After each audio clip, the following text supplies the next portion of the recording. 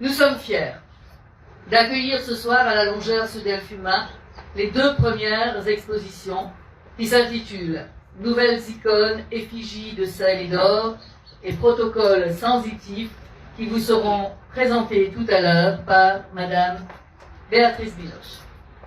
Cette collaboration, mon cher Mario, favorisant l'accès à la culture du plus grand nombre, aux œuvres et aux pratiques culturelles, permet à la ville de Saint-Paul d'illustrer à travers cette démarche innovante notre volonté de proposer de nouvelles perspectives et de nouvelles créations artistiques à la population saint-pauloise, mais pas que, puisque j'espère que toute la Réunion viendra jusqu'à nous.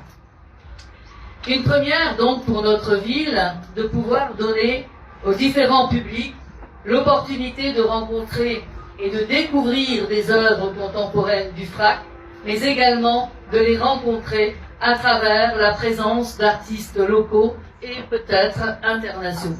Le FRAC, c'est le Fonds régional d'art contemporain.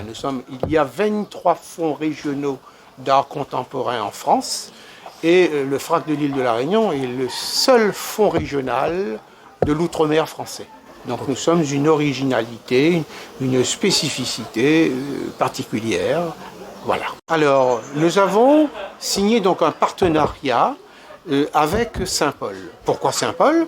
Puisque Saint-Paul a été, Saint-Paul qui est ville d'art et d'histoire, Saint-Paul est une commune proactive. Saint-Paul met en place effectivement et a une volonté de développer l'art et la culture, et nous avons saisi cette opportunité.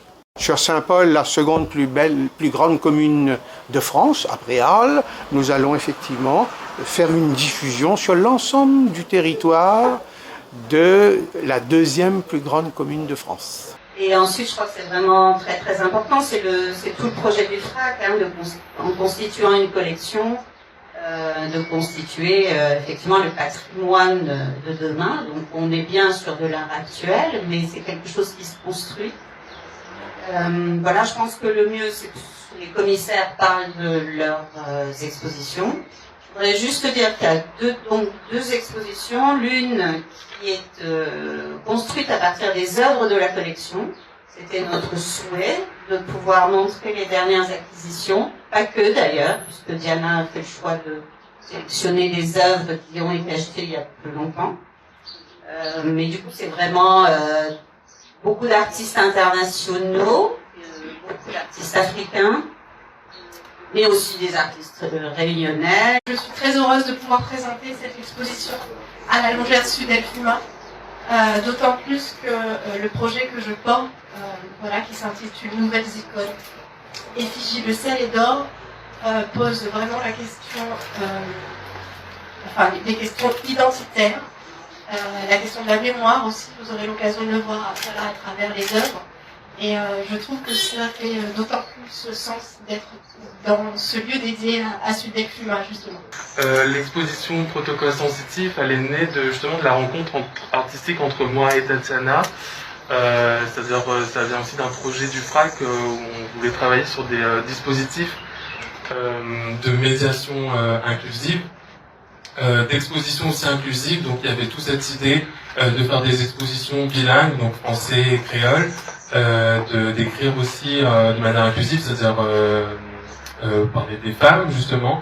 On avait aussi questionné sur la question de la parité, donc 2 artistes femmes, 2 artistes hommes dans l'exposition. Donc il y avait vraiment la question de l'accessibilité, comment rendre accessible l'art contemporain, et toutes ces questions justement d'interactivité, comment à un moment donné on pense la relation entre une œuvre et un public. Juste vous remercier pour l'opportunité de présenter le protocole sensitif à Saint-Paul, grâce aussi à la collaboration avec le FRAC. Et à travers cette exposition, je suis très très fière, comme Ronan j'imagine, de pouvoir accompagner des jeunes artistes. Je pense en tant que plasticien aussi, c'est notre mission de pouvoir accompagner les générations à venir. Et cette exposition, c'est aussi à travers donc, ce que disait Brandol, le protocole sensitif. C'est aussi la relation du public à l'œuvre. Et à travers ce projet, on voulait rappeler que grâce au public aussi, on peut prolonger les œuvres d'art.